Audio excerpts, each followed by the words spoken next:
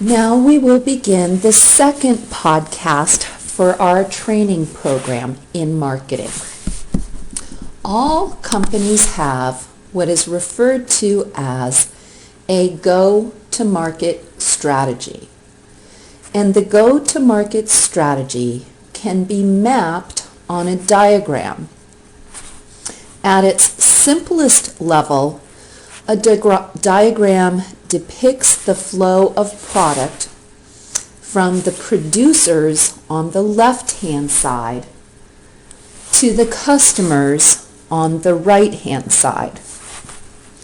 Customers are referred to as downstream in the supply chain, and suppliers are referred to upstream. For many types of products, there is a central focus on the creation or manufacturing of the product, as you see here, and those products are then delivered through some sort of a retail channel of distribution. Supply chains can be drawn for consumer products, for artisanal goods, and it's important to understand where your organization's primary focus in the supply chain is, because it has implications for partnerships as well as competencies and capabilities. For those of you who are in a service business, services are very different in the sense that they're intangible, of course.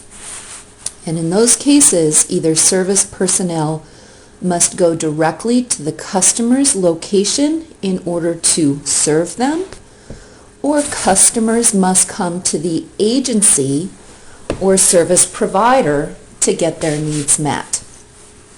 In which case, service issues are quite unique.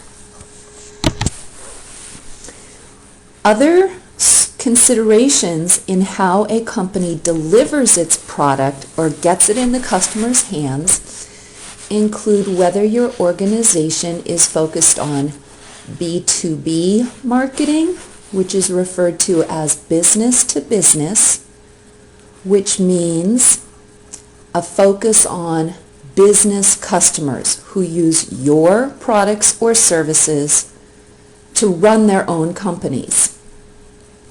An example would be a company who provides advertising or marketing services to other businesses.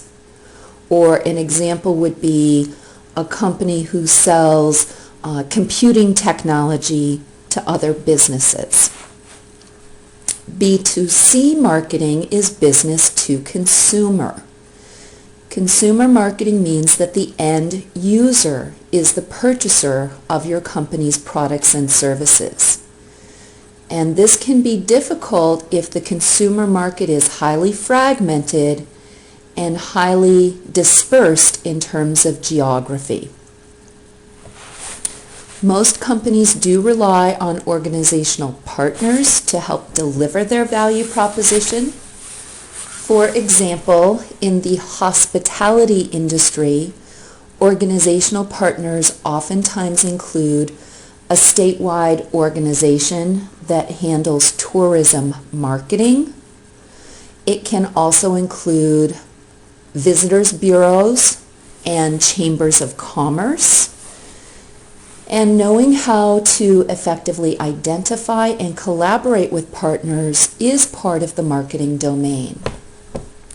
Oftentimes these partners are arrayed in an ecosystem, where the ecosystem essentially defines how companies work together to create services for the clients and customers that they serve, but also how they have adaptability and resilience and flexibility to handle ongoing challenges and changes over time.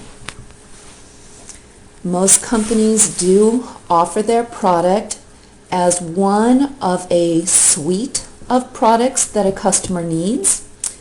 An example of this would be, again, in the tourism industry. If I provide hotel services or concierge services, I need to know what are the other sites of interest in my area that customers are coming to. What are the transportation options and issues? What about dining? And even things like healthcare can be important when tourists come to an area. The ecosystem can also include key influencers in an industry. Key influencers oftentimes need to be identified at the individual level. They can include bloggers. They can include opinion leaders. For example, in the tourism industry, oftentimes concierge services have a high degree of influence. If we're talking about pets, for example, pets are very valued companions in our society in the U.S. Key influencers are veterinarians and trainers. So oftentimes marketing has to explicitly consider the role of these influencers. And again, what I encourage you to do is to think now about diagramming some sort of a supply chain or network of who the ecosystem for your organization looks like in solving your customers' needs and problems.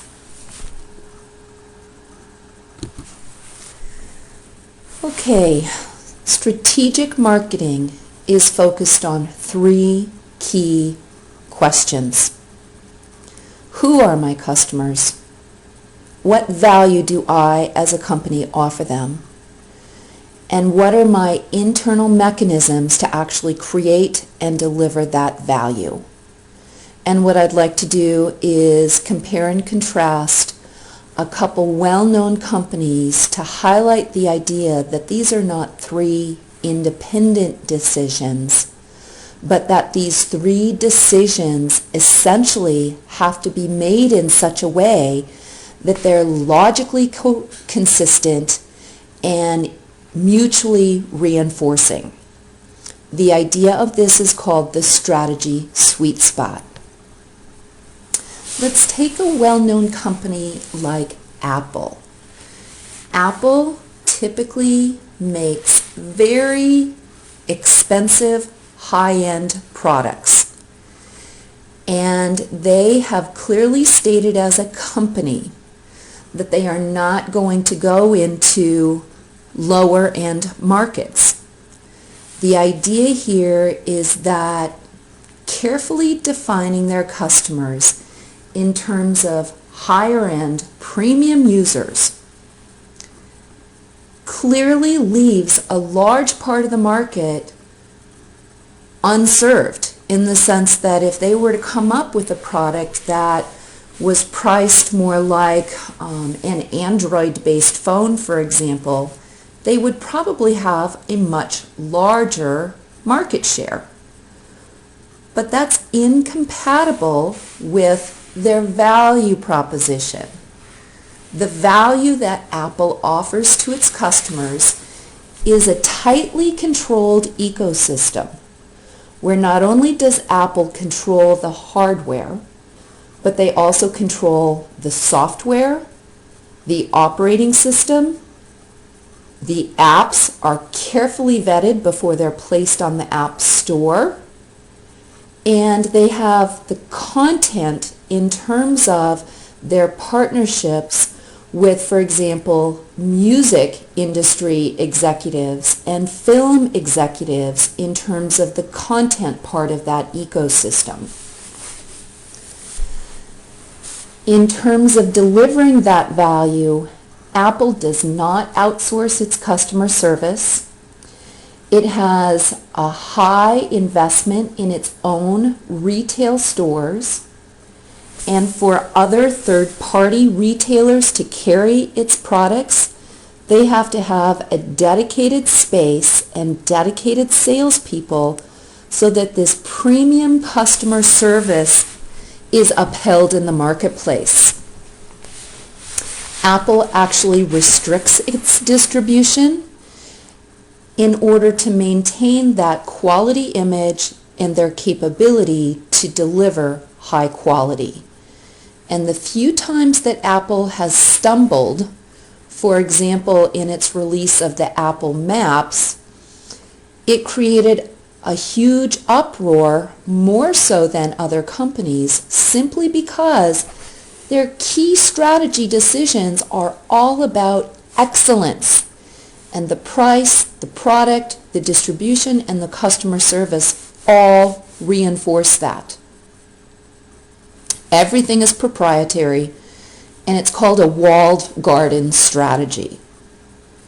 Now that is extremely different than the sweet spot or the strategy sweet spot for other companies in that industry. For example, if you think of a company like Google or Microsoft or Nokia or Asus, they clearly have defined their customers in the market very differently, in the sense that they're serving a much broader array of customers, and in doing so, they certainly have a wider market open to them.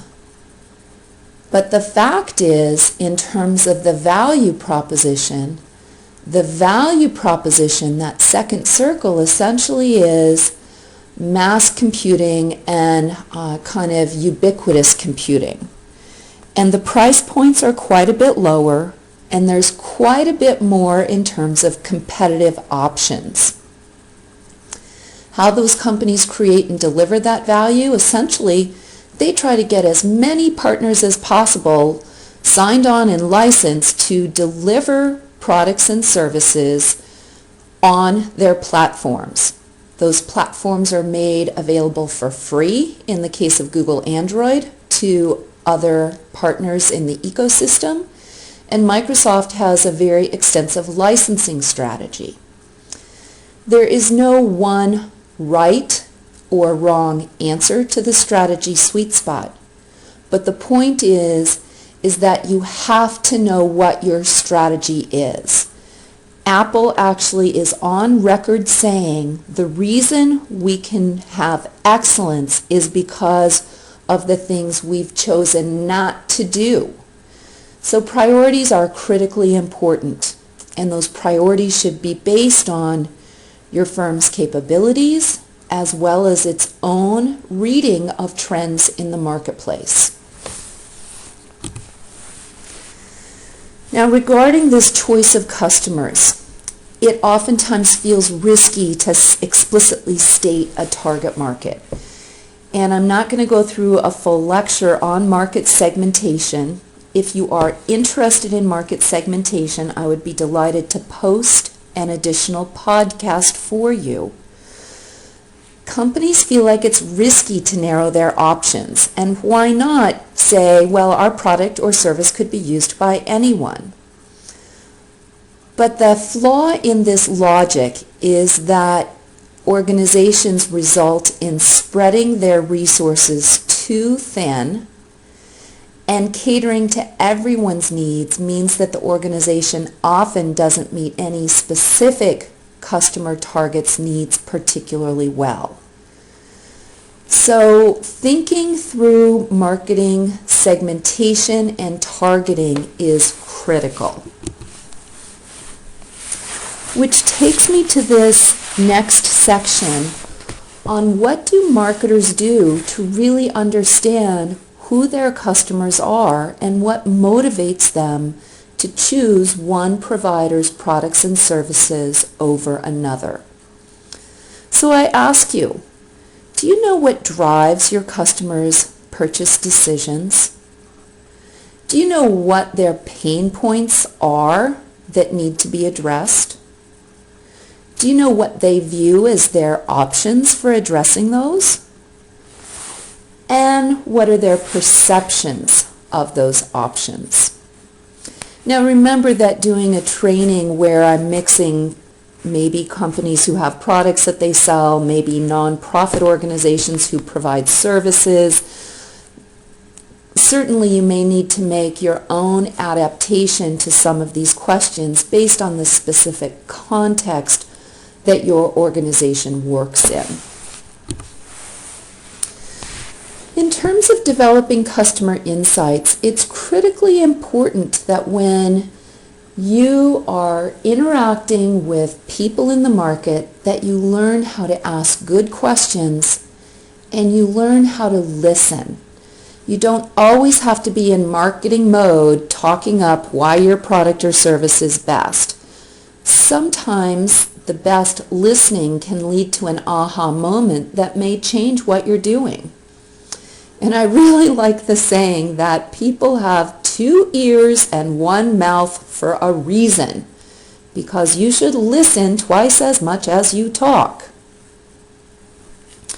So when you think about developing customer insights, here are some questions that I think could be asked, not only of your existing customers, but customers who aren't buying from you, either because they're not a customer in the industry, they have the do-nothing approach, or because those customers are currently being served by competitors. Ask them, what is my company doing well? What could I be doing better? If I could do something differently to better meet your needs, what would that be? Ask them generally, how is their business going? People have their own busy lives, and what you should know is how your product or service fits into making their lives more efficient, satisfactory, less stressful. And if you could make one of their problems go away, what would it be? And it may be that your service doesn't have anything to do with that problem, but knowing what those problems are that keep them awake at night give you empathy for them. Visit your customers in their location. Listen to how they interact with their own customers. Observe the physical surroundings. Is it chaotic? Do they have proper wiring for electronics and the internet? What tools do they use in their work? And if you can, do customer satisfaction studies. You have to know what your customers like and dislike about you so that you can make the appropriate changes. Sometimes we feel like people are polite and they don't want to say what's not going well, but you really have to invite what could you do better or differently in order to not be outcompeted. You should know who your competitors are. You should visit their stores. You should call their phone numbers. You should look at their websites. You should use a search engine and type in common search terms and see how your competitor's online presence compares to yours. Are they using Facebook? Are they using Twitter? You cannot do effective marketing if you don't know what your competitors are doing. One of the most important parts of understanding competitors is understanding how your customers perceive competitors. This will be the first tool that I teach you in that you could use to really ramp up your understanding of how to make effective marketing decisions. And this tool is called a multi-attribute model. This tool that you see here is a specific example for a specific company. And when I finish describing this, I'm going to stop this podcast and ask you to develop a multi-attribute model for your own organization.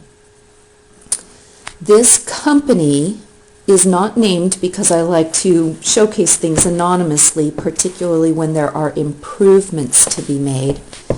This company is in the business of providing an emergency communication alert software.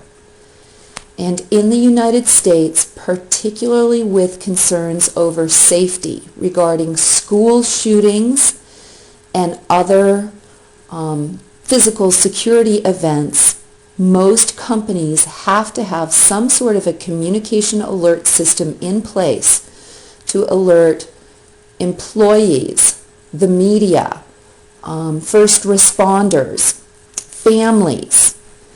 So this company makes software to automate that process. They have two competitors in the market. Competitor 1, which uses an older software solution, and competitor 2, again unnamed. This company has identified that customers are likely to evaluate their options using 3 attributes or considerations.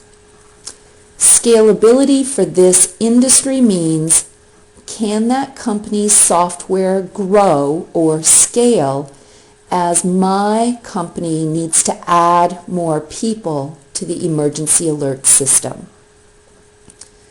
What is the security of the emergency alert system? Can it be hacked? And how easy is that system for my security administrators and employees to use? And the number in parentheses by each of these attributes refers to how important from a customer's perspective each of those characteristics are. And what you'll see is scalability and ease of use are more important to the customer than security. The numbers in the body of the matrix reflect customers' perceptions of how well each of those companies, my company, competitor 1 and competitor 2, how well those products deliver that attribute. And again, this should be done from your customer's perspective. This company brought in its salespeople to do this because salespeople interact with customers on a regular basis. This is not what you think your company does. I cannot stress that enough, that it's customer perceptions that drive their decisions. When we look at the numbers here, what we see is that my company does get the highest score on scalability. And the reasons for this have to do with the software as a service architecture the company uses. So that's awesome. But what we see is that my company scores extremely low on ease of use, which is the second most important attribute to our customers. And in fact, this ease of use attribute was providing quite a huge barrier to the salespeople. And the salespeople couldn't understand why the customers thought this, because the salespeople thought it was incredibly easy to use. And of course, think about this bias. The salespeople were trained on it in a formal training program. So of course they think it's easy to use, and they think their customers are just dumb. They don't get it. Well, customers aren't dumb. Customers are familiar with the older existing products in the market. And in fact, competitor 2 was the strongest competitor in terms of its legacy in the marketplace. And that familiarity barrier was very difficult to overcome. And the reason that I use this example is because my bet is that familiarity barrier is one that resonates with lots of organizations. So if we look at numbers like this, the question is, what should the company do? Well, salespeople were out there focusing on scalability and security, which everybody says play to your strengths. But the fact is, the elephant in the room was ease of use. And until the company actually solved that problem and implemented a strategy to change the customer's perceptions of ease of use, it was not going to be successful. So 2 aspects on changing customer perceptions. First of all, do some testing and figure out what was hard to use about the software. And if it's truly hard to navigate, that it's not intuitive, you have to fix the product, people. You can't just say, oh, it is too easy to use, when in fact your data might show that the software needs to be modified. So if there's something wrong with the product, you have to fix that before you can market it. The saying is, the quickest way to kill a bad product is to market it. If this then is a perception problem, what can you do to change customer perceptions? Well, we have lovely online demonstrations that can be used very effectively to do online training and demonstrations, and that can increase familiarity. When salespeople go out on visits, they could actually let the customer drive the presentation so that they actually get hands-on experience with the software. Customers could actually, rather than selling the product, they could put on seminars or conferences focusing on trends in emergency communication issues. And by bringing customers into general seminars about the topic of interest, the company sets itself up as a thought leader and becomes more trusted. And indirectly then, it gives the salespeople more opportunity to interact with customers.